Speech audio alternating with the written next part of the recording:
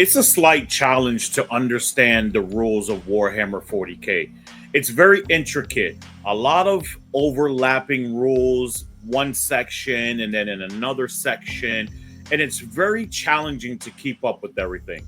Well, today I'm going to break down what it takes to determine visibility and line of sight with footprints, terrain, and other things in the world of Warhammer 40K. So stay tuned and locked into Rapid Fire Tactics.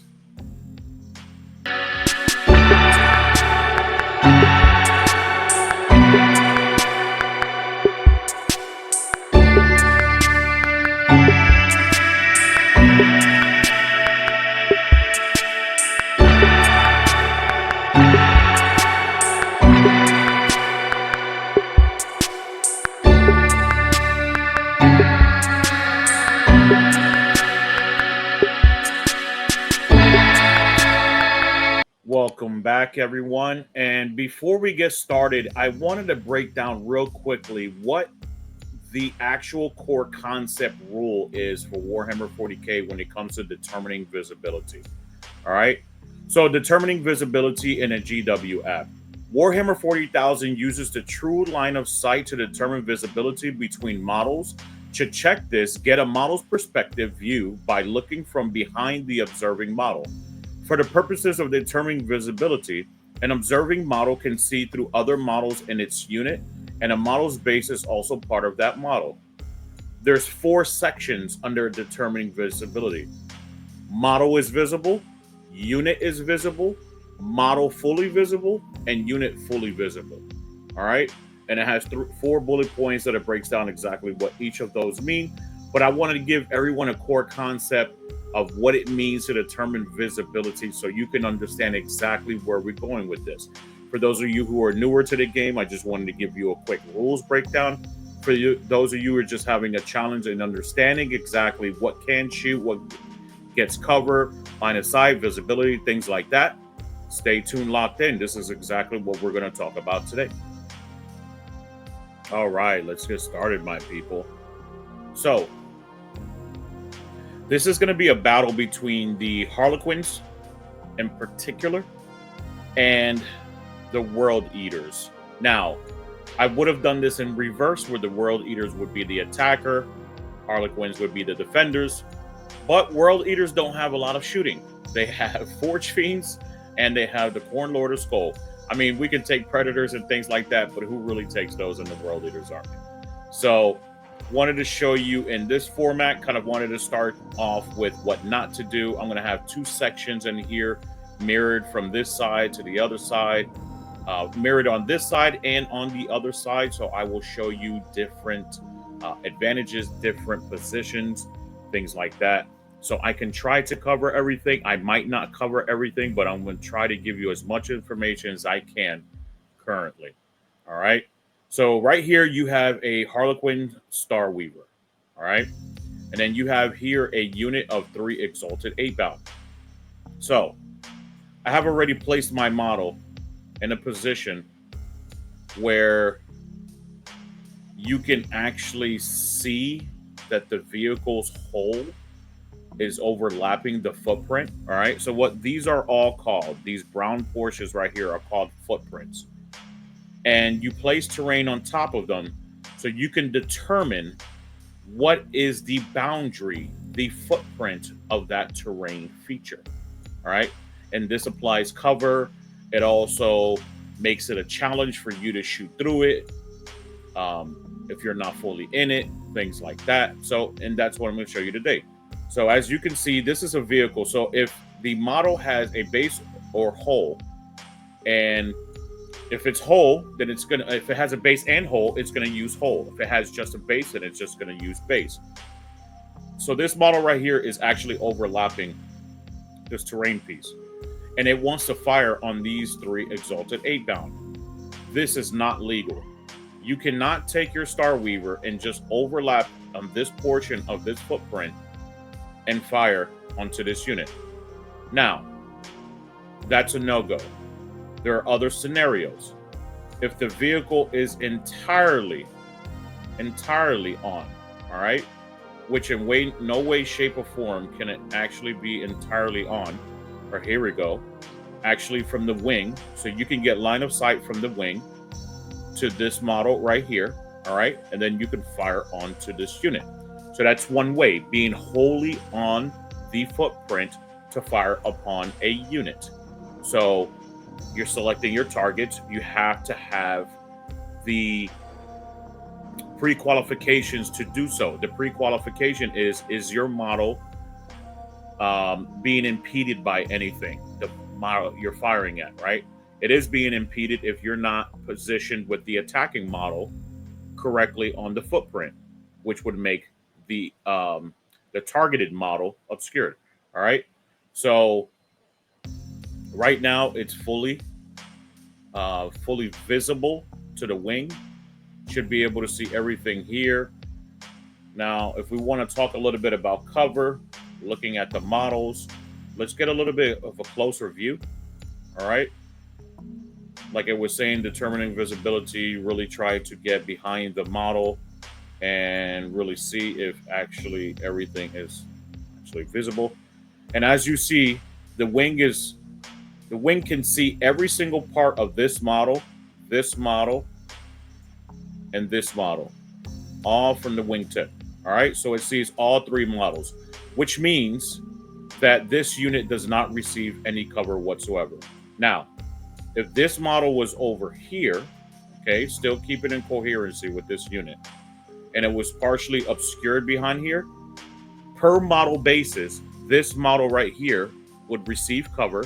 These two would not. All right, so you can gain cover here, not here, or not here. So you could state, hey, I'm taking my armor saves here with a cover save. Once this model is perished, destroyed, you can start moving on to everything else without any cover whatsoever.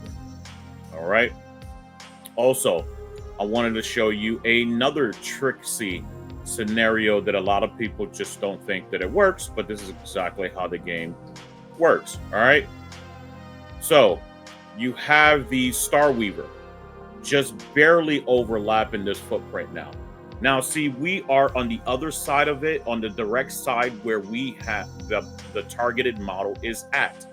So once your model is positioned like that, you have true line of sight and you can fire on it, because you're not actually using the prerequisite of having to sit on a footprint and being obscured by that. You're overlapping it or superseding it, just like any situation could be like this, right? Where you're overlapping it now and you can fire upon it. All right. So you can definitely shoot this unit now that it's overlapping these two footprints that are basically just touching by the tips right here. Okay. So you definitely can fire on this model. Now, I have another scenario here that I wanted to show everyone real quickly as well. You also have Angron back here. All right. Angron is the Primarch of the World Eaters. Very dangerous. Will basically flip 5 boats if he needs to, boats being Star Weavers. All right. Now, I wanted to show everyone real quickly that his wings are actually overlapping the footprint. Now, these are the certain rules when it comes to visibility, determining visibility. All right. And a small case scenario is that monsters' wings and models' wings and things like that overlapping does not give the enemy opponent visibility to that unit unless it has a hole or a base, and that portion is also touching or overlapping that footprint as well. As of right now, you can see the base is not overlapping or touching at all. Only his wing is actually over the footprint itself. And his Star Weaver is trying to get line of sight. And as you can see, it has direct line of sight to the wings of it. But because Angron's base is not actually in the terrain piece, and because he's not in a section where this model, the Star Weaver, can actually get an angle to fire on this model that is not in a footprint, it will not be able to shoot at this unit / model. All right. Now, if we had Angron over here, where the back of his wing can be shot, you can definitely shoot the tip of this bone shard portion of his wing. But also, like what we're talking about, if his base, all right, and now as you can see, his base is barely touching it, all right? But he can be seen now by this model, all right? And this is a one-way street, just to let everyone know. If Angron actually had guns and he wanted to fire back at the Star Weaver, it wouldn't work. Because the same case scenario as this whole base of the Star Weaver, and where we're talking about determining visibility. The model's base has to be wholly in the terrain feature, the footprint, or the whole, all right? And because the entire base is not in it, he cannot shoot in return, but he doesn't have guns anyways. But the Star Weaver can definitely tap this Angron Primarch model, which, to be realistic, it doesn't have the guns to bring it down, but it might do a wound or two. Now, if Angron was on the flip side, where his entire base, right? Let me go ahead and rotate this a little bit right here. There we go. Just to make sure. There you go. Full base on it. These are actually two terrain pieces right here. So if Angron had guns and he wanted to fire through this footprint right here to shoot at this Star Weaver, he could 100% do so. All right? And the Star Weaver can fire on Angron as well, just like we previously talked about. Now,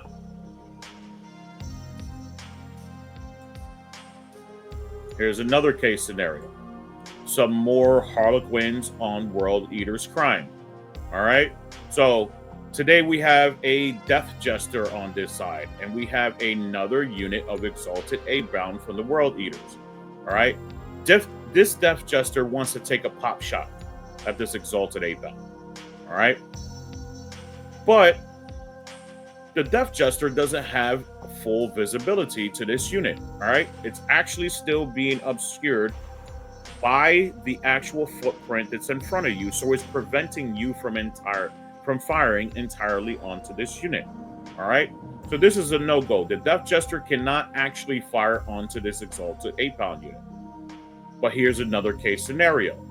If you're in this corner and you're still touching the footprint, but from any portion of this model you can see onto your targeted model, right, you could still fire.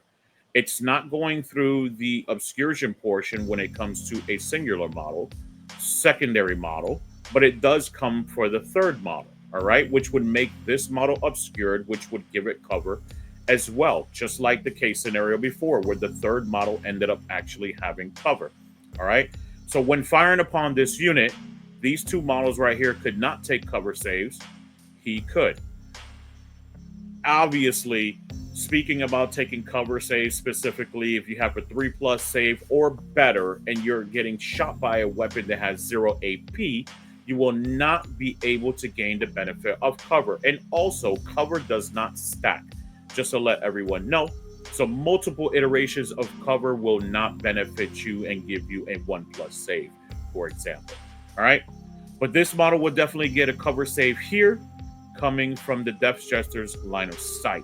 Now, going on to the last positioning, right? You would put the Death Jester entirely wholly on this terrain footprint to fire upon this unit. Now, because the Death Jester is wholly on here, he can see everything and has an arc of range of everything going on between his visibility. All right, so he'll be able to shoot these three models. None of these models will also receive cover. So he will be able to fire freely with all of his shots and not giving the enemy unit any benefits of cover whatsoever. So just kind of wanted to show everybody what visibility actually is. All right, there are other case scenarios, for example, where you might have a model here, and I know this is breaking the rules of models and things like that, right? But just wanted to let you know these case scenarios here where you can barely see his chain axe and you can barely see kind of his cape right here. you have true line of sight and you can determine visibility. Even though a portion is going through this footprint, you can still see the weapon hanging out from the side. So you have true line of sight. Now, this model will obviously be obscured and will receive cover as well. So just to make sure that you're aware of that, you're benefiting your enemy opponent unit, but you will be able to fire upon it. All right. So that's determining visibility and line of sight today. Hopefully, I was able to break down a lot of things for people to understand and feel excited about.